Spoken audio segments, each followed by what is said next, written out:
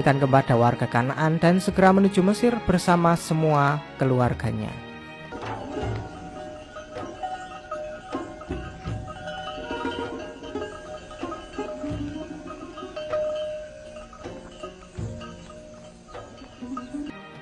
Ketika sedang beristirahat dan semua tertidur, Yakub berdoa kepada Allah dan meminta maaf atas semua perbuatan dari anak-anaknya. Yakub pun juga sudah memaafkan semua kesalahan mereka. Yakub juga meminta agar Allah menerima taubat anak-anaknya yang sudah menyesali semua perbuatan mereka. Seketika itu pula semua Bani Israel terbangun dan berkumpul di belakang Yakub sambil menangisi semua kesalahan mereka. Yakub lalu mengatakan, bagaimana mungkin seorang ayah tak mau memaafkan anak-anaknya? Sejak awal dia sudah ingin memintakan ampun bagi mereka, namun dia takut jika Allah tidak menerima syafaatnya lantaran besarnya dosa mereka semua. Keesokan harinya mereka pun melanjutkan perjalanan menuju Mesir hingga akhirnya sampai di perbatasan negeri Mesir. Sesampainya di sana para penjaga pun menyambut mereka dan segera melaporkan kedatangan mereka kepada Yusarsif yang berada di istana. Yusarsif yang mengetahui kabar gembira itu langsung berbahagia dan Akhnatun juga ikut bergembira atas datangnya Nabi Yakub ke Mesir. Sang ratu juga mengungkapkan semoga kedatangan Nabi Yakub membuat masa paceklik di Mesir akan berakhir. Yusarsif pun langsung pergi untuk menyambut Yakub dan semua keluarganya di pintu masuk kota Tebs. Sementara itu Akhnatun memerintahkan Huramuf untuk mengabari semua warga Mesir dan menghiasi kota serta menyambut kehadiran Yakub dan Bani Israel. Seluruh warga Mesir pun langsung membicarakan itu dan menganggap bahwa semua kerabat Yusarsif adalah kerabat mereka juga. Karena Yusarsif adalah orang yang telah berjasa besar bagi mereka semua dan warga Mesir. Mereka pun tak sabar untuk menyambut kehadiran seluruh keluarga Yusarsif yang telah berpisah selama 40 tahun. Setelah rombongan hampir sampai pintu masuk kota, Rudamun menyuruh agar Nabi Yakub menunggu Yusuf di atas bukit agar terlihat jelas. Semua keluarga sangat tidak sabar melihat sosok Yusuf yang sudah berpisah selama 40 tahun lebih. Begitu juga dengan Yakub terus menanyakan kepada Lawi keberadaan Yusufnya.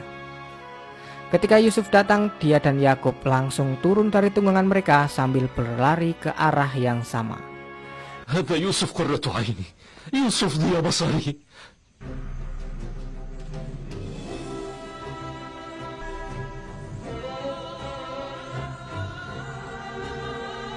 Yusuf,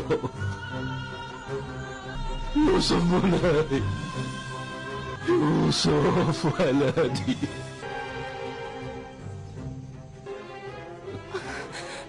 Pada akhirnya Yusuf kembali bertemu dengan ayahnya setelah puluhan tahun berpisah dengannya.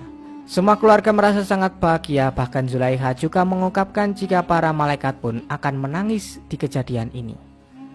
Setelah itu mereka semua pun dibawa oleh Yusuf menuju istana Akhnatun yang sudah menyambutnya di sana. Sesampainya di sana Akhnatun pun langsung menyambut baik kedatangan Yakub beserta keluarga lainnya.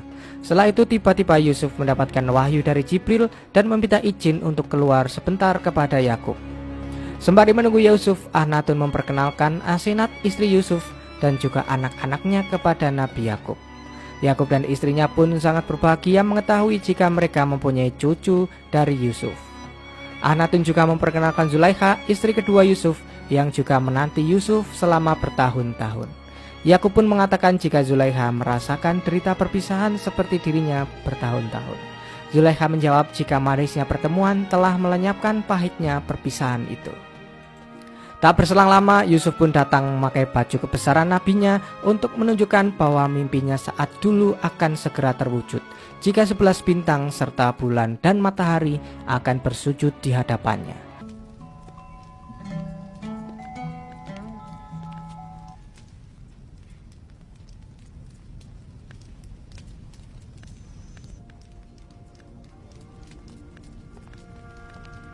Yakub pun langsung mengatakan kepada Bani Israel jika mimpi Yusuf pasti akan terwujud dan hari inilah yang dijanjikan oleh Allah jika mereka semua bersujud di hadapan Yusuf. كنت مستغرقا في مشاهدة النجوم والشمس والقمر. الشمس الذي كتب عليها أن تسجد لك القمر ومعه 11 كوكبا. Yakub lalu mengatakan kepada Yusuf jika takwil mimpinya sudah terjadi dan Yusuf pun melihatnya secara langsung takwil mimpinya semasa kecil. Kemudian Yusuf mengatakan kepada Bani Israel jika semua ini adalah karunia Allah kepadanya. Kemudian datanglah kakek-kakek yang memberikan pesan jika nantinya setelah Nabi Muhammad datang, umat manusia akan makmur dan terbebas dari kezoliman seperti rakyat Mesir.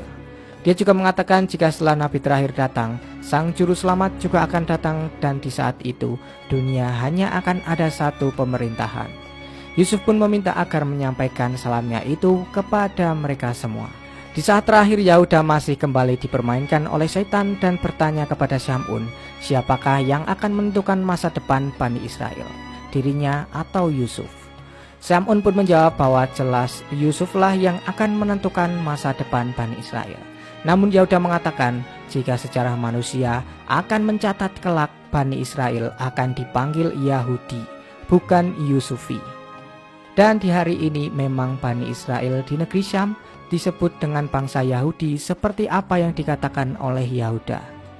Dan akhirnya film pun tamat. Nabi Yusuf alaihissalam adalah putra Nabi Yakub dan cucu Nabi Ishak yang merupakan satu keturunan dengan Nabi Ibrahim. Sejak kecil, Nabi Yusuf telah dianugerahi wajah yang rupawan dan budi pekerti yang sangat baik. Nabi Yusuf diberi berbagai mukjizat oleh Allah Subhanahu wa Ta'ala yang menunjukkan kebesaran dan kuasanya. Inilah 3 mukjizat Nabi Yusuf. 1. Ketampanannya mampu meluluhkan setiap hati. Nabi Yusuf dikenal sebagai nabi yang berwajah rupawan, bersih bersinar, dan cemerlang. 2. Mampu menafsirkan mimpi. Pada suatu waktu, sang raja Mesir bermimpi yang membuat dirinya risau. Raja pun segera mengumpulkan ahli tafsir mimpi yang terkenal. Kisah ini diabadikan dalam surah Yusuf ayat 43. 3. Baju Nabi Yusuf dapat menyembuhkan mata ayahnya yang buta. Kenapa makam Nabi Yusuf dikubur di tengah sungai Nil? Sebelum jenazah Nabi Yusuf dipindahkan ke Palestina oleh Nabi Musa alaihissalam, jenazah Nabi Yusuf berada di dalam sebuah peti yang dikuburkan di tengah sungai Nil oleh kaum Bani Israel generasi paling awal. Menurut sebuah riwayat, alasan kaum Bani Israel menguburkan Nabi Yusuf di tengah sungai Nil adalah karena pada saat itu 12 kabilah kaum Bani Israel memperebutkan jenazahnya, sehingga mereka memutuskan untuk menguburkannya di tengah sungai Nil karena arus airnya melewati 12 pemukiman kaum Bani Israel. Mereka menganggap hal itu adil dan berkah dari jasad Nabi Yusuf akan melewati pemukiman mereka masing-masing.